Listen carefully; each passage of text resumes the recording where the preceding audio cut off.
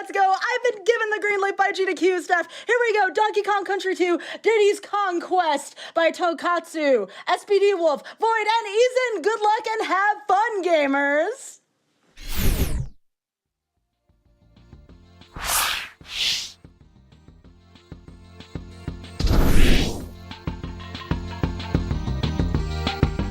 And thank you so much, Skybills, for kicking it over here.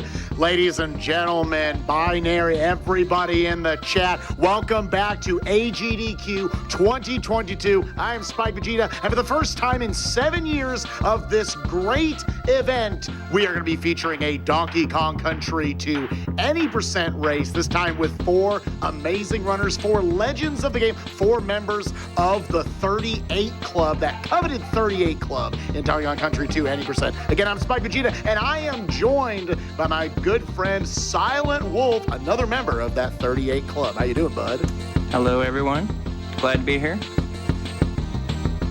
We have 4 amazing runners here for you today. Look over, what are you guys seeing on the stream? So I can actually point the eyes a little bit. Looks like in top left, we are going to be rocking Eason. Donkey Kong Country 1 speedrunning legend, but again, also just really, really good here at Donkey Kong Country 2. In your top right, you have got former world record holder as of just a couple weeks ago, got it taken away by Void. You've got a speedrunning legend across a ton of different games, including Castlevania 1, Cuphead, and here in DKC2, you got SPD Wolf. Who do we have on the bottom part of the screen, my friend? Let's take a look. On the bottom left, we have Tonkatsu joining them. He is a very seasoned runner of all 3 of the DKC games in the trilogy, and I believe DKC2 is his strongest overall. And he's recently seen a lot of improvement, so it should be exciting to see what he brings to the table today. And of course, in the bottom right, we have Void. He's probably considered the GOAT of DKC2 at this point, and he is the current world record holder of this category. And he's also a very solid runner at a handful of other different games, so it should be a really exciting race today. Yeah, with that, we're going to be getting set up here, everyone. I believe once we're here, we can start the countdown and get the sucker started. This is a game and a category that moves by in a blink of an eye. Every single level, we're going to be talking about different pieces of tech and different amazing tricks that our runners will have to pull off for all of you today. This could absolutely go in any direction. Again, as I said, all part of the 38 Club.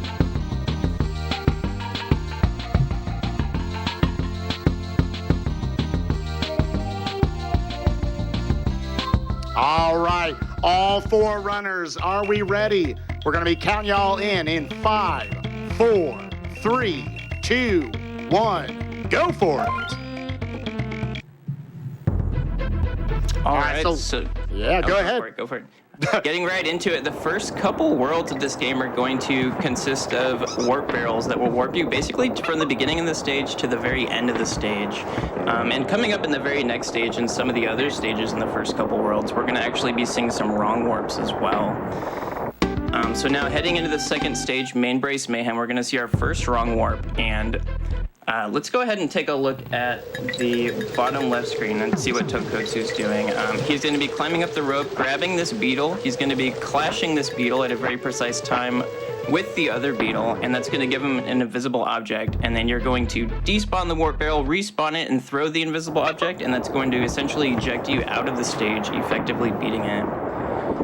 Yeah, beautiful stuff from all of our runners. They're saving just a handful of seconds over the intended warp. Now they're going to be making their way to the end of 1-3, but now going into 1-4 where they're going to be having to go for the very difficult Luckjaw strat.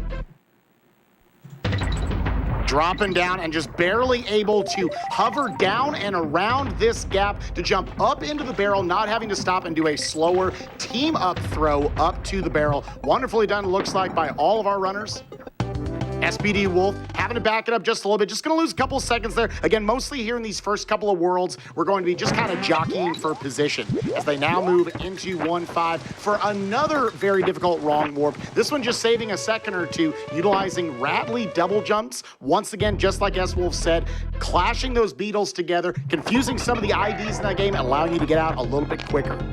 Now going into one boss, we have, again, we're already here at the end of World 1. They're going to be doing some optimization where they're going to be pushing the crow towards the nest right there to make sure it has a shorter animation to get back to it. And now we're dealing with RNG. Is roughly a 50-50 chance on each of these eggs, whether they are real or fake. I'm already seeing one fake there for both Void and for Eason.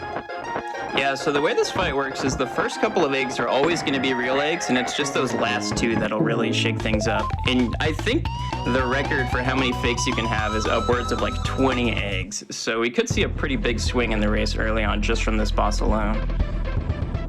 Yeah, unfortunate death it looked like back there for SPD Wolf. Had a little bit of a mess up there at the end of 1-5, but again, just jockeying for position. We got a lot of race left to go. And now I'm going to kick it off to you here, Silent Wolf, as we're about to move into 2-2. We have one of my favorite pieces of tech in this run. They simply call it the Big Boy. It's a way to get a double jump height effectively.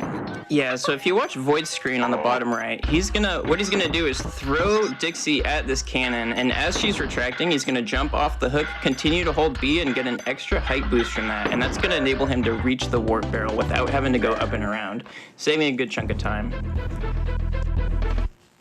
Yeah, so now for the rest of World 2, it's going to be a little bit more straightforward here. They're mostly just going to be taking the intended warps out of these 3 levels. A minor technique that I do want to point out that all of our runners are using all throughout this run is that you have the goals at the end of each of the levels. Right here at the end of 2-3, you're actually seeing them take the animation right here of actually seeing Dixie's guitar solo. The only level in the game where we're forced to have to watch that just with how the warp works.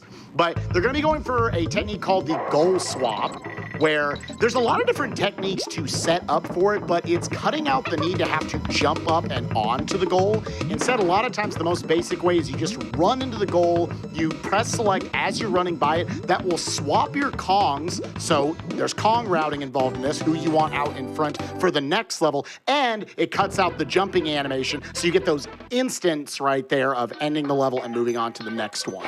I want to get one quick donation from Sky before we jump into the World 2 boss. All right, sounds good. And it sounds like we have someone from Team Void here. We have $10 from Pidge01, who says, good luck to all the gamers rolling deep on this Dawn Craze. Special shout-outs to Void for being one of my best friends. Emphasis on the 1. Back to you, Spike. Aw, thanks for that, Pidge. Thank you so much, Pidge. Another rolling deep member. Looks like Tonkotsu and Void are both in the second boss fight of the game, Cleaver. There is some tech in this fight, actually. There is one trick specifically called Lava Fly that you're going to see Tonkotsu and Void both going for in just a second here. What they're going to do is after this next hit, they're going to team throw onto this left cave and do a fly all the way to the other side. And it's actually pretty precise to not hit that ledge and fall into the lava. But what this is going to enable us to do is essentially skip one of the cycles of having to wait for Cleaver to go back and forth across the gap. Yeah, very, very tight cycle, or tight movement right there. You're barely getting across that gap, and you even have to do some manipulation afterwards in order to bait him back over so you don't get stuck. Yo, Tonkatsu right there, getting the flying ditty for the fans. Like Void getting it as well. For the fans. You'll love to see it.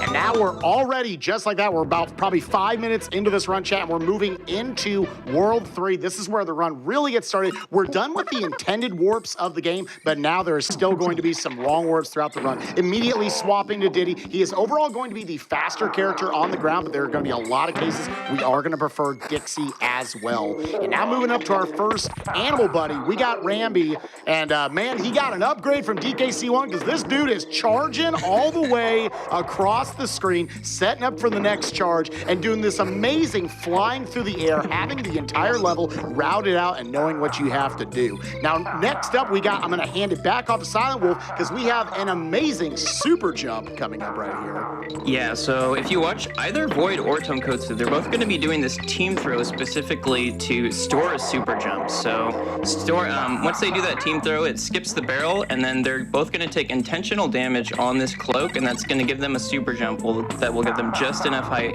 to fly over this gap here. Oh, and they both get the G.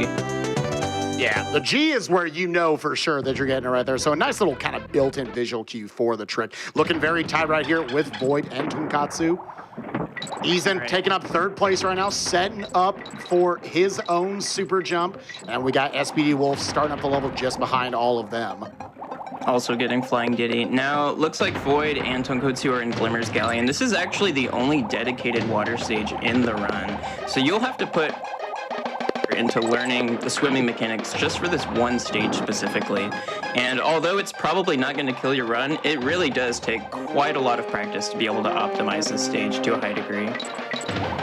Yeah, just like you're saying, learning how to kind of curve around all these little box corners right here. Yeah, and it doesn't do you any favors that it's pretty much pitch black in there as well. But other than that, I'd say this stage is pretty straightforward. We can probably read off a couple donations here. All right, sounds good. Thank you. We have $250 from Blacken Time, who says it's always an awesome week when GDQ is running. Here's a shout out to SPD Wolf and the awesome community he's been building. To honor that community, I want to offer to buy all the runners a celebratory pineapple pizza. And then the chat will proceed to go on about that, I'm sure. Thank you so much for your donation. We appreciate that. Another community member here, Juiceep donates $15 saying, good luck, racers. I loved DKC2 as a kid, spent weekends playing it with my friends and my mama. Always made us traditional Italian-style pineapple pizza. I want the pineapple pizza. When we were playing, seeing SPD Wolf and others playing it together like this reminds me of those days of hanging out together. Have a fun thing, race, and everyone, great time at the GDQ. Thank you very much for your donations. Back to you, y'all. All right, so real quickly, if you guys will take a look at Void on the bottom right, he's going to set up a wrong warp with this cutlass. So I don't know if it's fully understood how this works, but he's going to bait the cutlass, throw Dixie at the cutlass, shoot out of that barrel at a pretty tight window, and it's going to eject him out of the stage and consider the stage beaten. I'm not entirely sure why that happens, but, you know, it saves us time in the speed runs, so I'm not going to question it. Yeah, there have been a number, almost a dozen wrong warps found over the years for this speedrun, and some of them make some amount of sense with just like how the coding of the game works and everything. Others like that, no idea. We just do it, we do the inputs, and it happens. But here we are now in the infamous Ratley the Snake level right here, bouncing around. We're jamming out to this music right here. A lot of it is just kind of knowing good routing, making sure you know when the camera is going to stop you and how to kind of jump under that and correctly keep yourself in the air at as much as possible, because Ratley just moves faster through the air than he does on the ground. I do want to also set up Silent Wolf for the next level we got coming up. We got Slime Climb, a very vertical based level where we're going to want a wrong warp, but before we get up to that, in order to set up for it, we are going to need to do another amazing super jump strat. Yeah, looks like we'll get to that in just a second. Tonkotsu wrapping up the stage. All right, so Tonkotsu on the bottom left is heading into Slime Climb now. What he's gonna do is roll into the water here, do a swap, and what this is gonna do is allow him to store this super jump that's gonna activate once he takes damage on this beetle here. Now Dixie's gonna fly way up in the air. We're gonna face to the right there for a little camera manip, climb the ropes, spawn this beetle on the right before the one on the left, just to make sure that the IDs are set properly for this trick. Another very precise beetle clash, and now that we have the invisible object, we're going to throw it to the left right before we land in that warp barrel, effectively beating the stage. Beautifully done on all of these wrong warps by all of our runners. They do it, and it looks like a magic trick, chat, and it absolutely is, but it does not mean they're not precise. It's very specific where you have to place the camera and load objects on screen the whole time. But now here we are in another infamous level in this game. We got Bramble Blast. Every time you see one of these runners do one of these insta shots, that is a small frame window to set up for being able to go instantly like you're seeing that.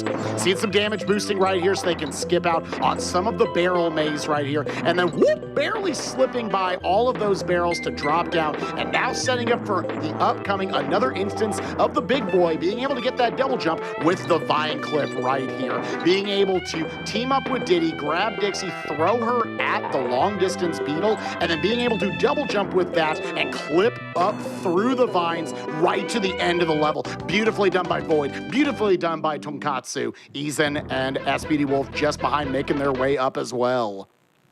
Very nicely done. Yeah, that stage will probably remind a lot of people about their childhood. For me, it reminds me of one of the most tedious tricks in the speedrun, which these guys clearly had no problem pulling off. But if you do manage to mess it up, it can be quite punishing.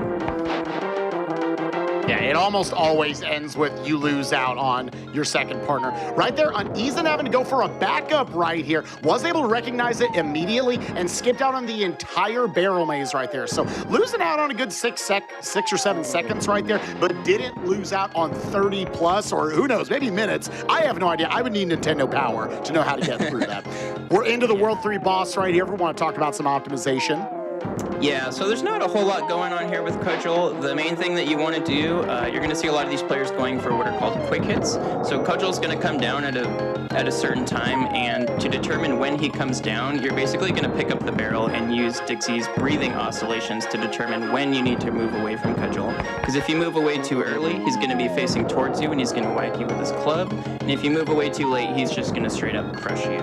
So the players will be just using very precise visual cues to make sure that they get those quick hits. But other than that, it's effectively an auto-scroller, and I'd say we can probably read off a few donations here. All right, sounds good. Thank you so much. We have a $50 donation from Kimmel, who says, love to see a DKC2 and its community at GDQ. Good luck, gamers, and thank you for all that you do.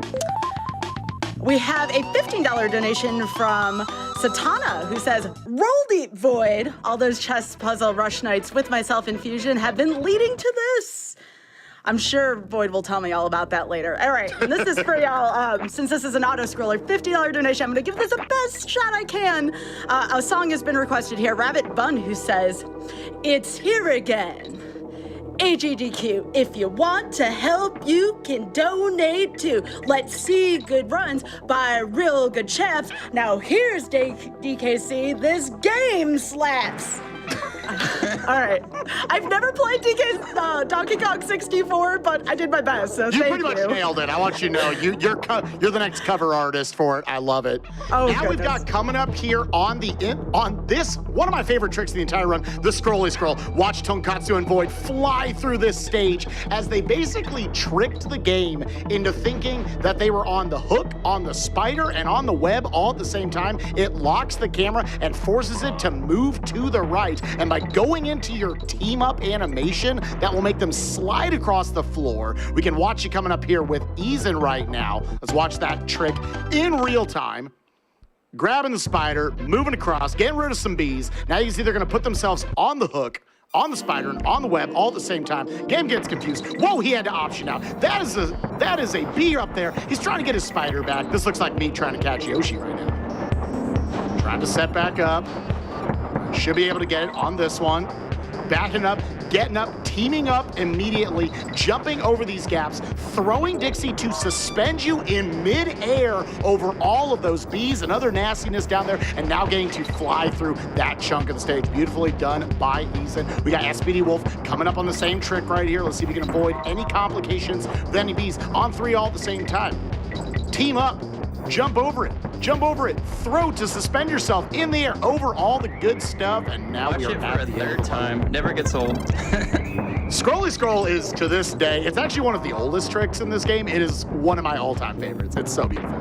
With that, we're in an auto-scroller, but we got coming up. We have another auto-scroller right after this, so we're going to be kicking it back over to Sky for donations soon. But I do want to talk a little bit about probably, I've been saying, infamous level this, infamous level that. If there is an infamous level in this game, it is Bramble Scramble. And for years, up until just before AGDQ 2015, the last time this category was shown in a GDQ, it was a very difficult level you had to get through, but now they have found a wrong warp, which turns out it's also very difficult to do.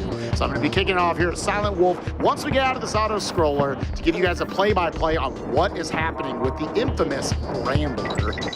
Yeah, so I'll talk about that in just a second. There's a little bit of tech in this roller coaster level. It's pretty straightforward, but the way that you optimize it is effectively jumping out of your cart and into the next one as early as possible.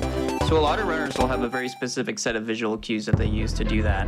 All right, and we see Void on the bottom right heading into Bramble Scramble now, and I don't think he's going to be taking it safe here at all. So we're going to turn to the right, manip the bees, climb up this rope as fast as possible to make sure the IDs are set. Take damage here to grab the invincibility barrel so we can take this beetle and clash it on the brambles. Gotta make sure that beetle dies, so Void went back down there for good measure. Jump through the hook, and then you see that bonus barrel that was on the right side of the screen. We spawn it, turn to the left to unspawn it, and then throw the invisible object. And again, that's going to effectively eject us out of the stage and consider it being And you'll probably see other runners going for a more safe version of the setup. We might see Tonkotsu doing that on the bottom left here, where you actually, rather than jumping it and YOLOing straight into the vine, you'll take a left and wedge yourself into the corner to give yourself a larger window for the Beetle Clash. And Tonkotsu executes it very nicely there. Yeah, it was a second try for him right there at the end. Getting that bonus barrel on the right side to scroll on screen and then throwing the Invis barrel to the left, allowing you to skip out on basically the entire level. That does tighten up the race right here as we now have Eason going for his attempt at the Beetle Clash. Wiggling his way, making his way through, looking like he's gonna have it as well. First try, finishing it up. We got SBD Wolf coming up, jumping up the vines, making sure those IDs are loaded on screen correctly. Can we get 4 for 4 on this Beetle Clash? Looking like it. Now, can he move fast enough? Looking like it. Beautifully done by all 4 of our runners. Finish up this auto-scroller. Sky, give me 1 donation before we get into the next level. All right, well, here's a familiar face for y'all. $20 from Two Snack, who says, so hyped for this race. Good luck to the runners. Thank you so much, Two Snack. Awesome, and now it looks like Void on the bottom right is heading into Mudhole Marsh. This is where the difficulty of the run really picks up. I would say this is probably the hardest platforming stage that involves the Kong specifically in the game. There's a lot of very precise movement, very precise rolls and jumps. A lot of times you'll see Void or the other runners dipping under the mud to actually optimize their rolls to the point where they're on the brink of death. Right here, the eagle pit, very precise jumps to get through. I know they're not actually eagles, but that's just what we call it. And to top things off, there's actually a pretty tricky wrong warp at the end of this stage as well, which we're going to see in just a moment here. Yeah, the quad bounce off the eagle, camera manip right here to go through the Sonic the Hedgehogs. Very tight to avoid the barrel with the cannon there. And then we're going to throw this cannonball, wait until the cannonball hits the first beetle before we spawn that third one, and then we're going to clash, do some camera manipulation, and then enter this cannon, and we're out of there. Again, Void, current world record holder of Donkey Kong Country 2 Any percent, and currently with the lead in this race, has had nary a mistake in this run. Yeah, I want to say Void is actually on a really solid pace right now. And now continuing that pace, going with our third big boy of the run, setting up for that double jump, completely sequence breaking that chunk of the level out. And now going for a damage boost into the stored double jump off of that to get Dixie over to Rambi and start doing some Rambi charging. We got Tonkotsu going for the wrong warp as well, also able to nail it. Eason and SVD Wolf both coming up right behind. Okay, so Void is going to go for a pretty tricky technique here called the death jump. Okay, never mind. He opts out of it, which I think is pretty smart. It doesn't save a whole lot of time, and you know they call it death jump for a reason. So if Void's not going to go for it, I doubt any of our runners are going to go for it. Like I say, a very, very scary jump right here. Should go for a Rambi double jump to skip out on the animation of that last barrel right there, saving about 1/10 of a second and already moving to the end of World 4. A spicy World 4 by many of our runners. Now go into the B boss right here. A lot of this boss is just optimizing, hitting his vulnerability spot as soon as possible, hitting it on like that first frame, and then manipulating with your movement to get him to the top part of the screen as soon as possible so you can get back to getting in that sweet, sweet damage. Yeah, it's a pretty straightforward fight. It's very choreographed, but the moment that you start sleeping on the king, things can really get out of hand in this boss fight. Sky, go ahead and hit me up with 2 more quick donations as we're about to move into World 5. 2 more donations. Well, first of all, I did want to announce we did just make bonus game 1 Metal Gear Solid 2 Substance, so thank you. Thank you to everyone who donated for that. $25 from the Sound Defense, who says, so long as we're buying pineapple pizza for the runners, don't forget to buy a pun apple pizza for the donation reader. Sound Defense, no. Good luck to the racers, and let's get those pun donations flowing. And speaking of puns here, we have $50 from Naman Jaden, who says, pumped for the DKC2 run. The movement hack is bananas. And the donation comment features a boo in parentheses. So thank you, appreciate that. Back to y'all. Great commentary. Thank you so much. I'm going to kick it over to Silent. We'll talk a little bit about 5-1 that we're in right now. Just kind of a pure movement stage with some pretty tricky platforming. Yeah, this is a lot of people's favorite stage in the game, actually. It just flows really nicely, very calming music, very awesome atmosphere, and one of the more interesting mechanics about this stage that's only featured in this stage is the ghost ropes. So you'll see these white ghost ropes that'll appear and disappear. For the most part, we won't really need to wait for them too much, but the runners will need to be particularly careful about how they approach these ghost ropes, because it's actually really easy to jump straight through them and clip through them, depending on where you jump. But nicely done from Void, avoiding that. Yeah, Void, the first one out of it, going into the last kind of pure auto-scroller of the run. We got one more kind of roller coaster style level. Tonkatsu, the next one, making his way here through this forest interluded level right here. Beautiful song. Now it's going to be coming up. Yep. As for the techniques in Haunted Hall, it's actually a pretty tricky stage. It's not too difficult when you learn the jumps, but it's a very tedious process to learn the jumps. There's a lot of very specific jumps that are mapped out throughout the entire stage that these runners are going to be doing, and generally speaking, jumping both up and down slopes is going to be faster. So that's what you'll see these runners doing, jumping and buffering sequences of jumps. Yeah, all of our runners making their way. So I think with this is kind of one of our last really good opportunities, I would say, to get in. Give me like 3 fat ones, Sky. Read me some donations. All right, $25 from Rystar2, who says, rolling in. I'm viewing from work because I couldn't bear to miss this DKC2 race. $25 from Sleepy Crybaby, who says, can't think of a good Kongman. Oh, goodness. Again with the puns here. $100 from Anana Moose. Okay, so now we have a name with a pun in it. That's a fantastic start. My mom and I used to play through the DKC trilogy a little bit every night back in the day. Definitely have a soft spot for these games and always excited to see them at a GDQ. Good luck to all the runners and let's shred cancer like Dixie shreds that guitar. Great. All right, back to y'all. All right, now we're coming up. Now, this is from someone who actually runs this game at a high level. I'm a few minutes behind you guys, to say the least. Would you say this is the gauntlet that they're about to run into, this next set of levels? I would say the gauntlet started back at Mudhole, personally. Oh, okay, yeah. But yeah, the gauntlet is in no way ceasing. But yeah, Gussie Glade, one of the trickier stages to optimize in the run.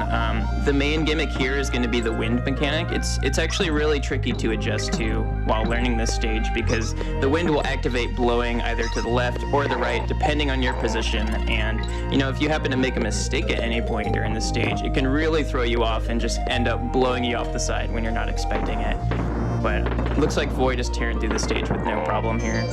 Yeah, he's coming up on a particularly sexy strat we got coming up here, where he's going to be doing a team-up throw right when he's underneath a barrel. This is going to set up for a goal swap at the end of the level, where he's going to be able to cut out a jump. Oh, no, he's falling down. No, he's not. He knows to throw right there. Ooh, tried to go a little early, but was able to save it right there. And now he's going to roll deep all the way through this last section. Always beautiful to watch.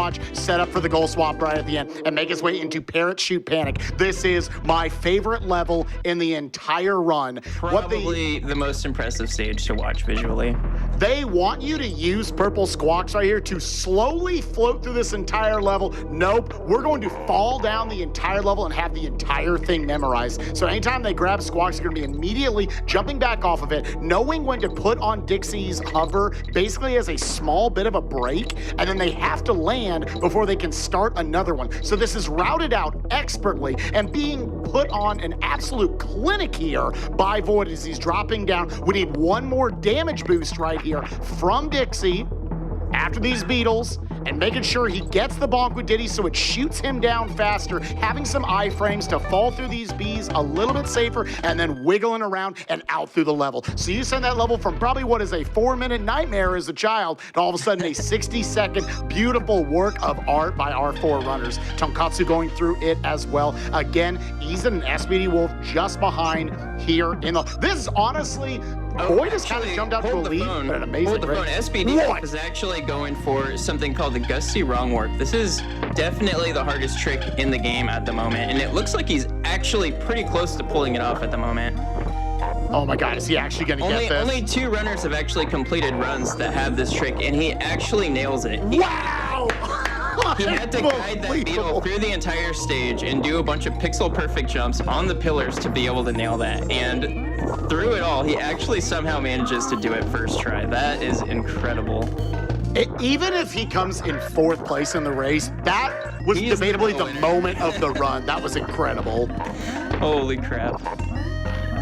And now, all of a sudden, again, this gauntlet doesn't stop as Void is already 2/3 of the way through Web Woods. Some people would still say this is the hardest level in the entire run. We'll focus in on Tonkatsu for it. But yeah, a lot of this is knowing all of the different web types that you can shoot out with the spider right here, the insta-webs that you can place right underneath you for platforms, using them as projectiles, and the fact that you can even curve them as well to route out further ahead like we're seeing for these pillars right here. They'll also be utilizing damage boosts in a couple of places because in the Donkey Kong Country series for the SNES, every time you take damage, it gives you a bit of an auto jump feature right there, which they're going to utilize in order to go further down on the screen so they can actually jump and make those insta-webs and have way faster movement throughout this section right here. You got them going through this eagle pit right here. I don't think they're eagles, but we've already talked about that. That's fine. The quick snipe right there to knock out the cannibal and then drop down. Damage boost for 4 jumps of verticality right here.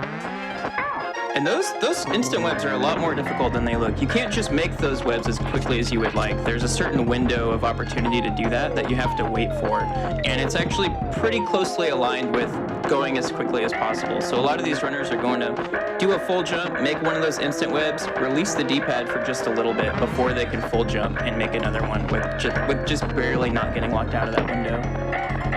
Chad, I was saying it earlier, and then all of a sudden SPD Wolf nailed it on the wrong warp. Whatever the gap is between these 4 runners, jumping back and forth between all 4 of them, it is amazing the consistency they are pulling off with all these absolutely super punishing strats, not missing any of them. So great job by all 4 of the runners. But now we go into World 6, where all of a sudden, just look in the bottom right, chat, we got Void on screen. And yeah, this is one of the newest discoveries in DKC2 speedrunning. Silent Wolf, what is happening? All right, so Void is getting ready to set up something called the Arctic Zip. So he's gonna go bait this lockjaw here. We gotta despawn him real quick and then bait him over here. I believe Void is gonna go for the 9 bait setup. And it's very tricky. We need to turn around, make sure that we don't despawn this lockjaw as we lure him over here to this wall. And then we're going to swap, and once Dixie is inside of the wall, we're gonna take damage, effectively zipping us up, and the goal just happens to be up there. And we're still able to move while we're up there, and we can just jump right on the goal. And it saves about 13 to 15 seconds, depending on how many beats you do for the fish. And Void pulls it off with no issue. Very impressive.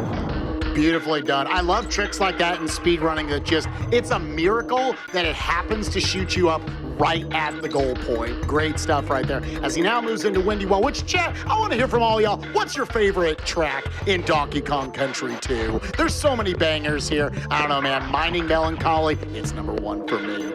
But now as he's making his way up, a lot of this level is just trying to cut out as much of your kind of slow floating nature as you possibly can. We move into, I absolutely love this midpoint barrel section of the level where he's going to grab this barrel, he's going to shove the barrel with Diddy in it into the hook right there, and then take a damage boost, which auto jumps Diddy up into the trigger for the next part of the level, allowing you to skip out of that sequence. And very conveniently, there's another DK barrel right there to refill and have both of your Kongs available to you. And Void's gonna go for something called Ghetto Bees here. It's where you skip one of these bees, and it's honestly very scary because if you take damage with one of your Kongs here, there's not another DK barrel before the next stage, so you'll have to go back into a previous stage and grab a Kong to set up for the big glitch in the next stage, which we'll talk about in just a second. Void just has a little bit more tricky maneuvering here to do through these bees, and he's good. So this next stage coming up, Castle Crush, this stage has seen a lot of iterations of entirely ridiculous skips, and Void is going to show us the latest one that was found just a couple years ago. So what he's going to do is wait for this auto scroller for just a little bit, let the stage itself kill that rat to save some lag. He's going to clash this barrel, get an invisible object, throw it upwards to the left at a specific time, and then jump into this barrel at a specific time. Oh, and it looks like he did the left input with Dixie just a bit early, so it caused the Cutlass not to move far enough to the left. So he's gonna have to go back and get another Kong. Yeah, that is if you're rooting for a close race right here. All of a sudden, Tonkatsu is going to be barely taking the lead. It actually might be about a tie. Going back in, Void's second try here at the Castle Crush Wrong Warp. Tonkatsu coming up on it as well. We could see a lead change right here. Yeah, this is going to look pretty similar to the Wrong Warp and Crockhead Climber in World 3 that we saw. Looking good on Tonkatsu's side, liking the look of it for Void as well. That's going to Wrong Warp them out, sending them on to the next level. We have an incredibly tight race, chat, with about 4 real levels left in the run. We could have a tight one going into K. Rool. We'll see. SPD Wolf right behind. Our third place runner currently off that amazing Wrong Warp. Now moving in, trying to go for his next Wrong Warp. Eason playing really solid, really solid in 4th place right now. Finish up, and he'll also be entering just as about the point SPD Wolf is hopefully nailing his Wrong Warp as well.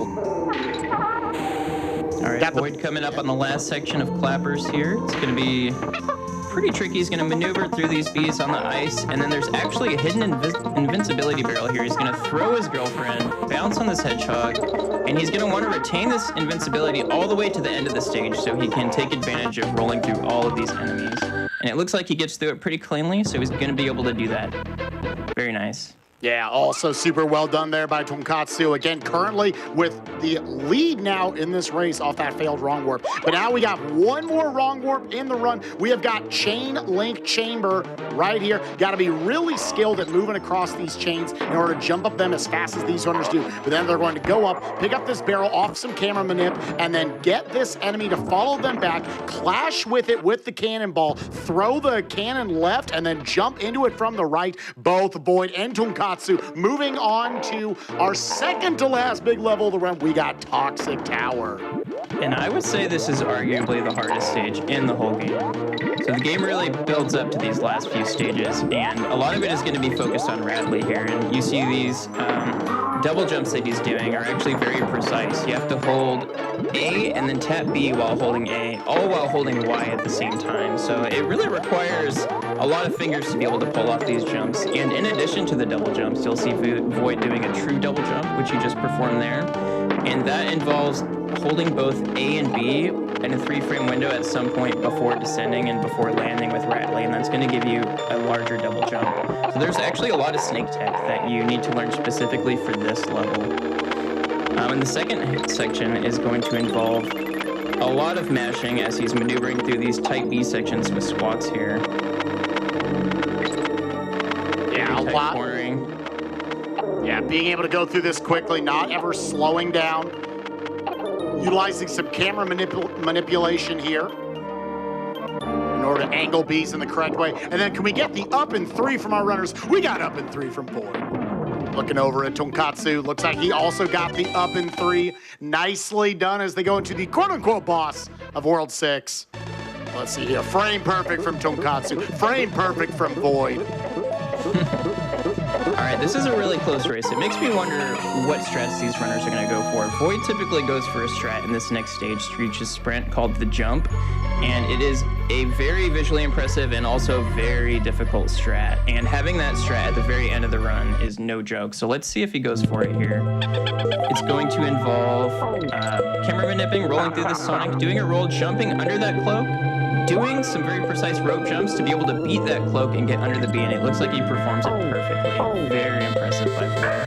That is just a couple pixels you have to work with there, and just absolutely putting on a clinic here in the speedrun of Donkey Kong Country 2 here at AGDQ 2022 chat. Keep the donations coming in for this amazing gameplay. And now they're into the squawk section where normally you'd be racing our boy Screech right here, but instead you're going to float over it, skipping the trigger, skipping having to wait there for the 3 seconds for it to let you start moving. And now they're going to try to manipulate the camera here to where they never go too high on the screen, so they can do another goal swap at the very end of the level, saving just 1 second of movement there before they get into K. Rool. We have an unbelievably tight race from our runners. It does look back there like Void had to go for a little bit of a backup strat to get another Kong, so we had both of them going into the K. Rool fight.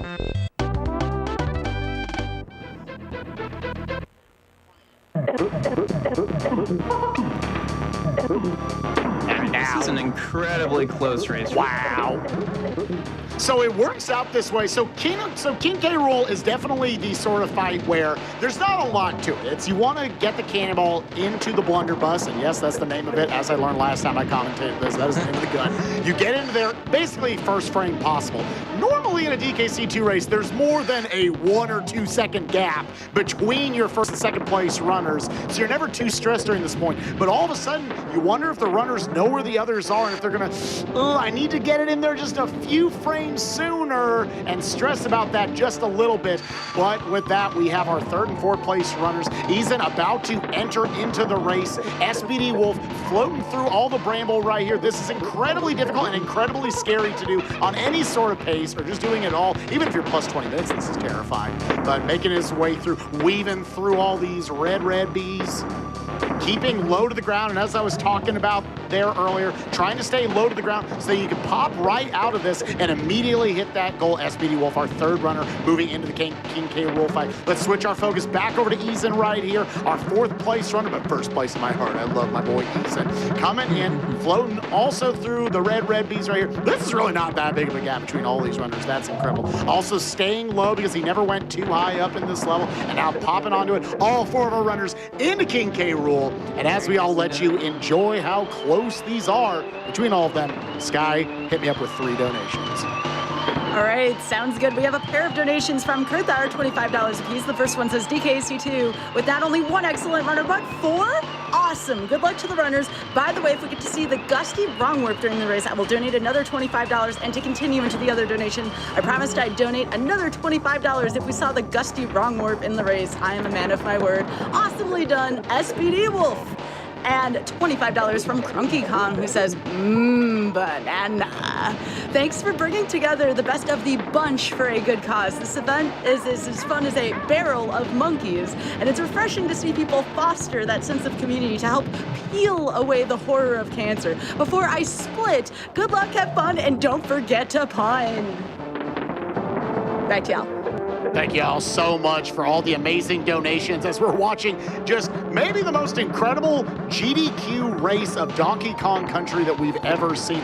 Look at how absolutely tight it is between first and second place right now, with SPD Wolf and Eason just shortly behind. It's looking like Tonkatsu from Japan right now with just a little bit of a lead over Void. Void, who had been playing so strong the entire run. Really, the only problem was that Castle Crush wrong warp.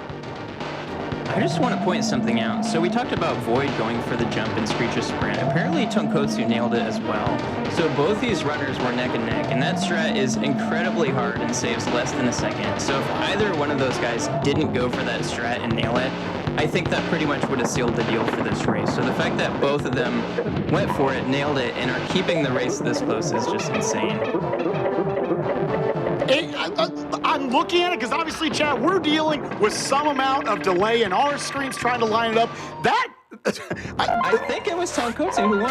I think Tonkatsu won by my feed by about half of a second. That was incredible. Half a second, which we talked about right there. If he doesn't go for that jump in Screech's sprint in the last level, maybe loses to Void. That is how tight that is right there. All right, looks like SPD is doing Blue Diddy for the fans. It's a glitch you can do in the K. Rool fight that keeps Diddy blue for the rest of the fight.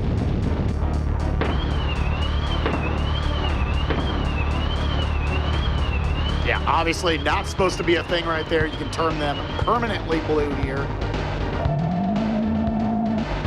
Now SPD Wolf getting in the corner, looking for his last, 9th and final cannonball. Nailing the gusty wrong warp. What an absolute legend. Throwing in his 9th and final cannonball. Time coming up here in the next couple seconds for him. GG to SPD Wolf. First of 2 runs that you can catch him on this week. Later in the week, he will be featured in the Castlevania block, so make sure to check him out over there. Eason finishing up as well. Only a mere 10 to 15 seconds behind SPD Wolf. Unbelievable job from all 4 of our runners. You're not going to get a better DKC2 race than that there, folks.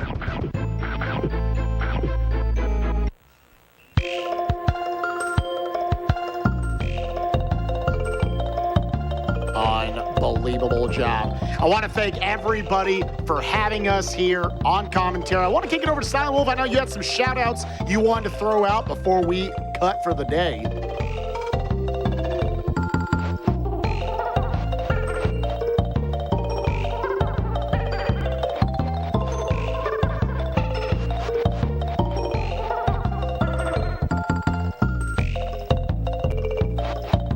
Let's see here, yeah.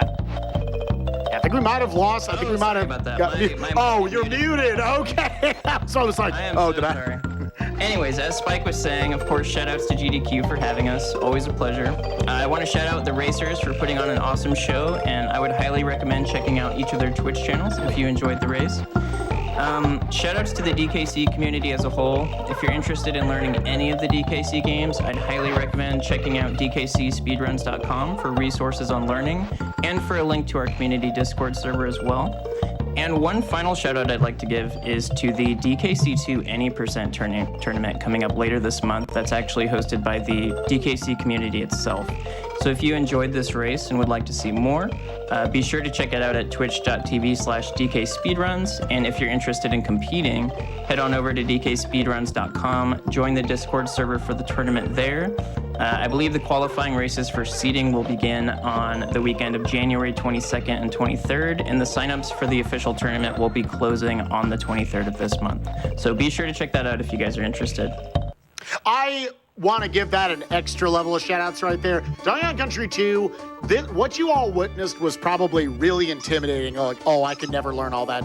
I think DKCSpeedruns.com actually has one of the best tutorial systems out there. You can go through, they have it broken down by beginner strats, by intermediate strats, for hard strats, for god strats, like it goes way beyond that even. I actually thought it was one of the most inviting speedruns to learn. This is an incredible game, an incredible speedrun. There's all sorts of strategies you can learn for it. If you have any interest in joining that tournament, get into the game, have fun, go 0-2 like I probably would have, and it's fun, and start your journey with rolling some donkeys around. It's great. Sorry, Diddy in this game. There's donkey comes in at the very end. But again, thank you all so much for having us. SPD Wolf, Eason, Tonkatsu, and Void, 4 legends of the game. Thank you for blessing us with that amazing run. And we're going to kick it back up to front for Skybills to kick us off with 4 more amazing runs in her shift.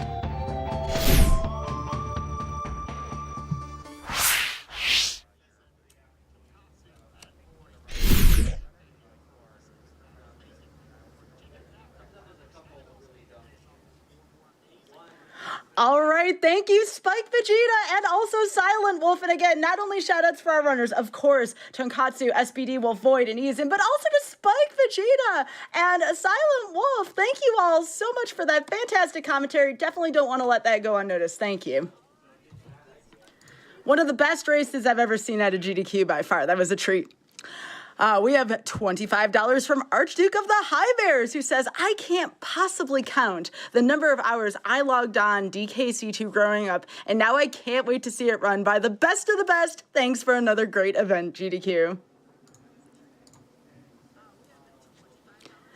Deppy Slide donates $25 saying, so glad AGDQ is back. I'm always ready for a week full of speedruns, and I'm especially excited for Cassia Mario World this Saturday. Looking forward to DKC2.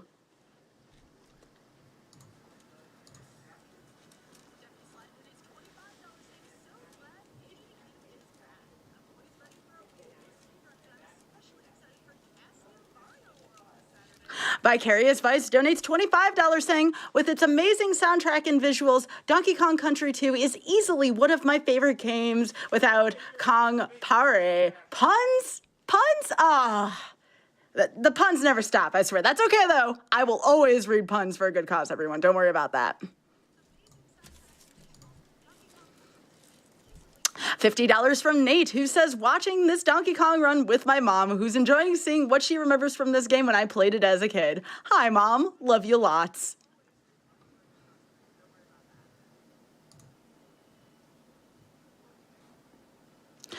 Super Spicy Terry donates $50 saying, hello, GDQ 2022. Plan to donate throughout the week, but had to donate during DKC2 Diddy's Conquest, aka the greatest OST of all time. Good luck to everyone this week and stay safe.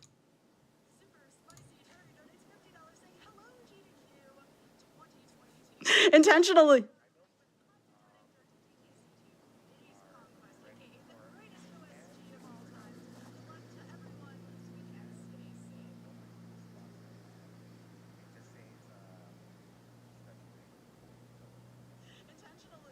All right, folks, I've just been informed we're going to take a quick break. Everyone, hydrate and stretch. We'll be right back with AGDQ 2022 online.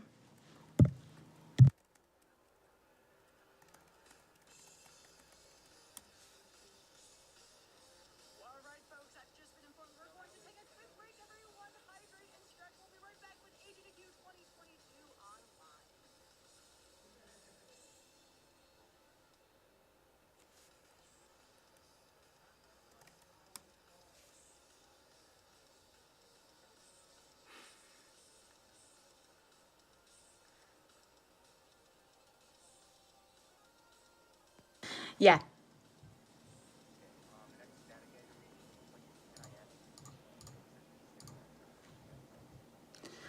Hang on. Defiance of Death.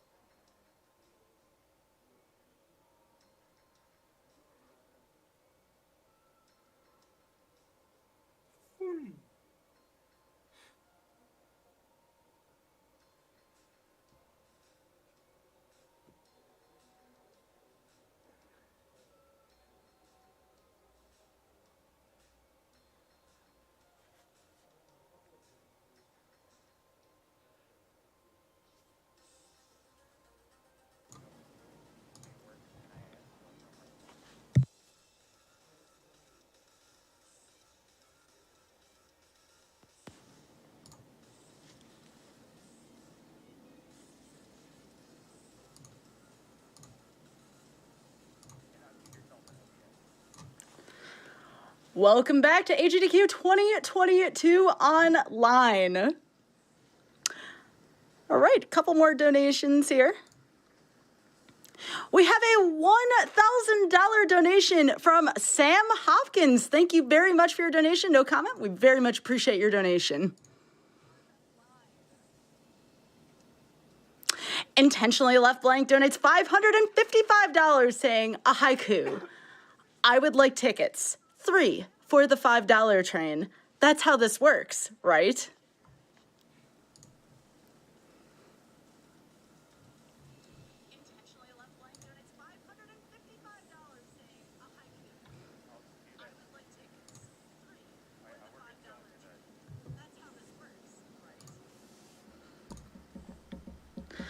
All right, folks, now we're going to provide a word from our sponsors from NIS America. This is Disgaea 6 Defiance of Destiny. Disgaea 6 Defiance of Destiny is available now for Nintendo Switch.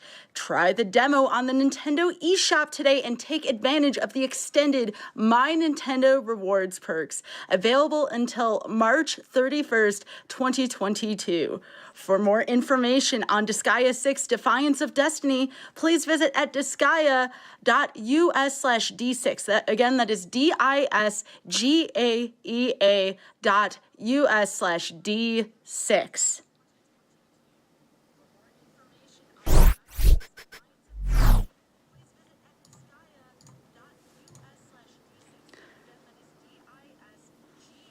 $55 from Notams, who says, shoutouts to all the DKC2 runners for an amazing race, and especially SBD Wolf for that sick, gusty wrong warp.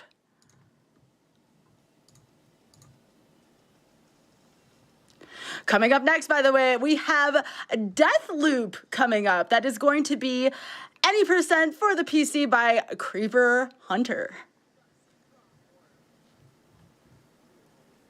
As a reminder, too, of some of the incentives coming up. Again, we did meet bonus game 1. I do want to thank everyone again for contributing to that. We very much appreciate that. But there are many more incentives coming up here. We have a bid war coming up for Marvel Spider-Man Remastered. That is going to be the costume choice. Right now, Far From Home is winning with $535. Vintage Comic Book is next with $345. And then there is a difficulty upgrade. Speaking of Spider-Man Remastered, we are currently $3,311 out of $5,000. So if you want to see all of those Spider-Man perks and more, as well as choosing the costume, please get those donations in. Speaking of Deathloop, you want to know what, folks? Let's see that hype for Deathloop. $5 from Mr. Rouse, who says, $5 hype train loop for Deathloop. $5 hype train loop for Deathloop. $5 hype train loop for Deathloop. Wait a second, are we caught in a time loop suddenly? Uh-oh. I knew that was going to happen at some point this week.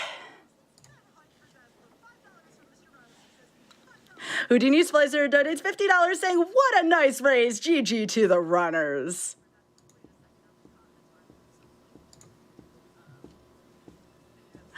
Oh my goodness, we have another $1,000 donation from Anonymous, who says, looking forward to the above average Sky Bills. Dono goes to host choice. Oh my gosh, Anonymous, thank you very much for the shout out. And thank you for your donation again to PCF. We appreciate that.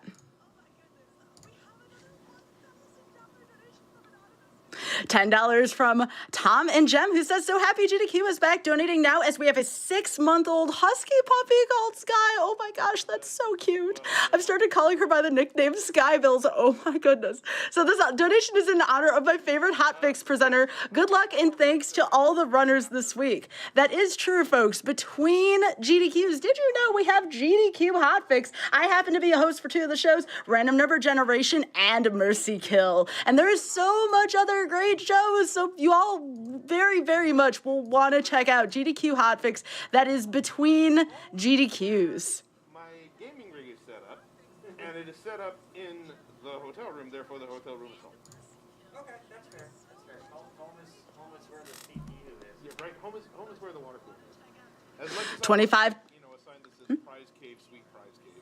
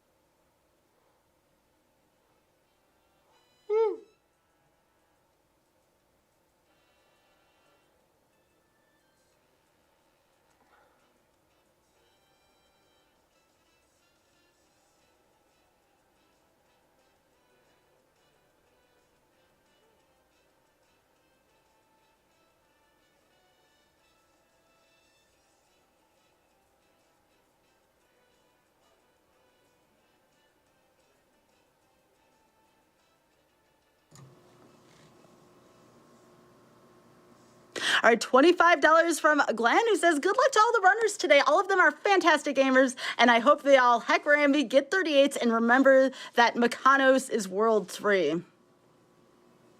It's a pretty hefty checklist. $50 from Elegant Fugue, who says, did you know? In Japan, this game was called Donkey Donkey Panic. Oh my goodness.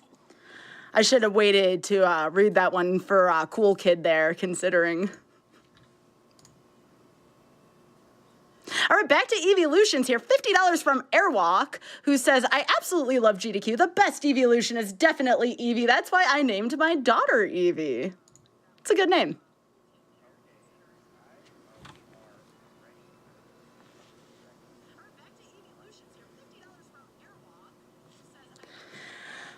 Okay, folks, I've been informed that we are going to have an awesome Rollin' Deep interview here. This is going to be for Donkey Kong Country 2, Diddy's Conquest between Fiesel and our lovely runners Void, Izen, Tonkatsu, and SPD Wolf. Take it away, Fiesel.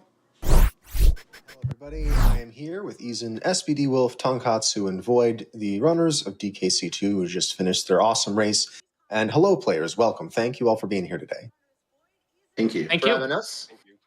All right. So that was quite a race. I guess I'll start out by giving shout outs to the winner. I think is Tonkatsu. It was so close. I couldn't see either Tonkatsu or Void, but it was so close.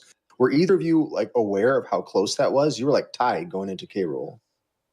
I didn't know. I didn't have the stream up. Yeah, had I known it was so close, I probably would have done something different in sprint. But like, I'm still really happy with like that we ended up having this close of a finish. That was really cool. That must have been really cool to watch too. Yeah, I think that was great. I was just focusing my gameplay, so didn't know what was going on, and even I was winning the race. Mm-hmm. But yeah, the race. Yeah. Was awesome. So I mean, and it must have felt like a good run to you, right? I mean, to both of you, I think I only saw maybe one death between the two of you, right? The run pretty much went as you expected. Yes. Yeah, for me, like the only real mistake was dying in Castle Crush. So unfortunately, that's a huge mistake. That's like close to a minute. At that point, I was sweating a bit. I was like, man, if I was ahead, then now I don't know if I am ahead. Because if I hadn't made that mistake, that was probably going to be a 38. And 38 is like, like the cream of the crop as far as DKC2 runs are concerned. So yeah, wish that hadn't happened, but... Sorry. Yeah, go ahead. For me, the only real mistake was death in 4-3. That cost. Bramble. Yeah. So Yeah, I was really worried about Bramble Scramble myself too. Hmm. My time. Well, I kind of wanted to. Like, Sorry. 5 or something. Mm-hmm. I wanted to ask each of you what you all thought went really well in your run, what you were really proud of in your run there. And I guess let's go to Izen. We haven't heard from you yet.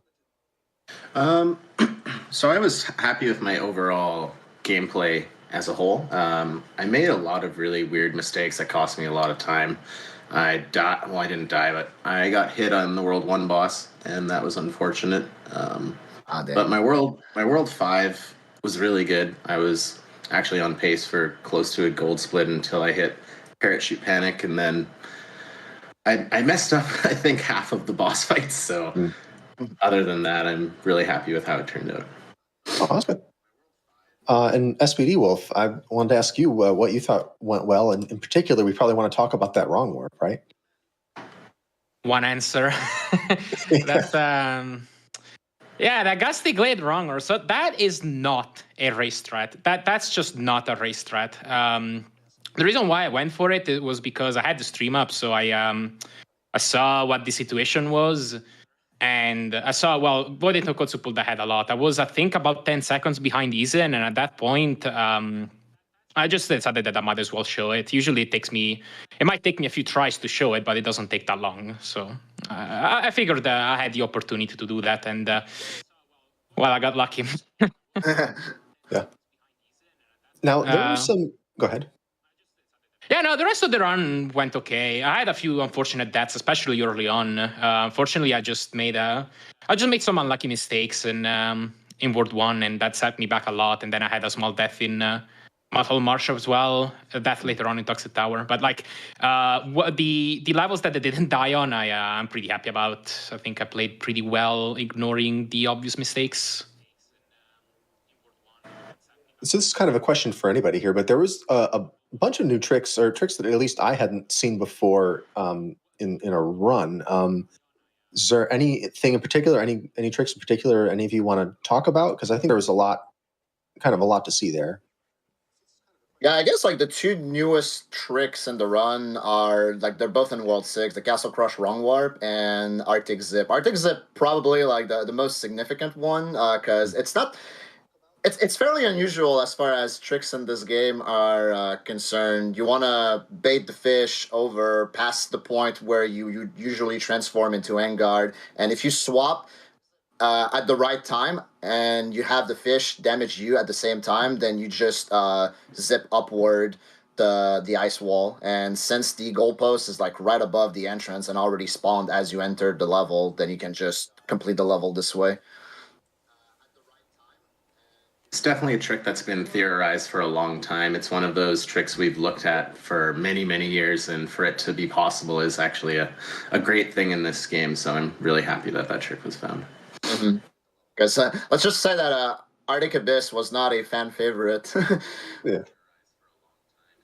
No, not so much. Well, it looks like everyone got the zip, if I'm correct, right? Nice. I did, yeah. Yeah. Did. Nice.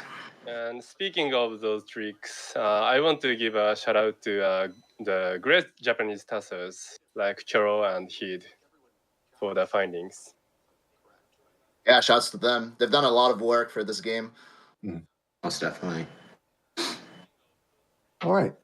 Well, I believe that's all the time we have here. So I wanted to thank you all for talking with me, and that was a great race. We really enjoyed watching it. And yeah, thanks for chatting with us. Thanks for having us. Thanks so much. All right. Well, stick around, everybody. We got more speedruns coming up for you next.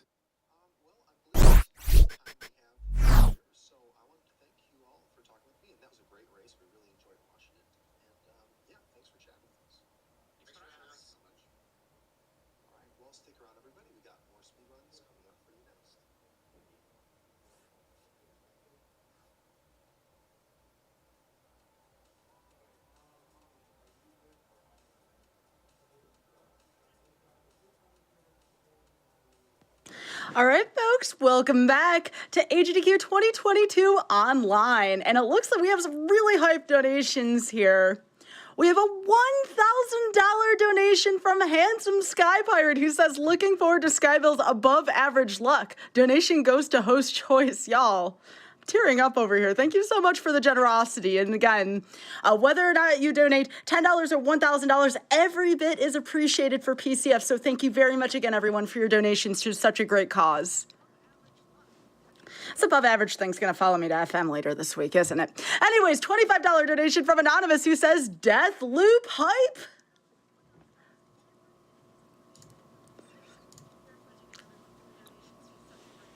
$100 from Forger and Sporwitch, who says, kick pixels and take frames, speedrunners. We'll be watching you all week, but what a great set of runs to kick off AGDQ.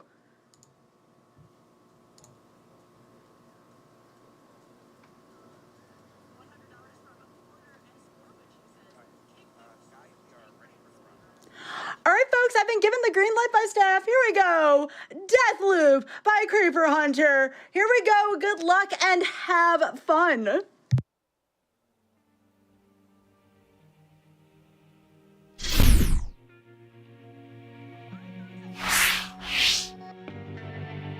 All right, hello everyone. My name is Creeper Hunter, and I'm going to be running Deathloop Any %. And I'm going to throw it over to my commentators to introduce themselves.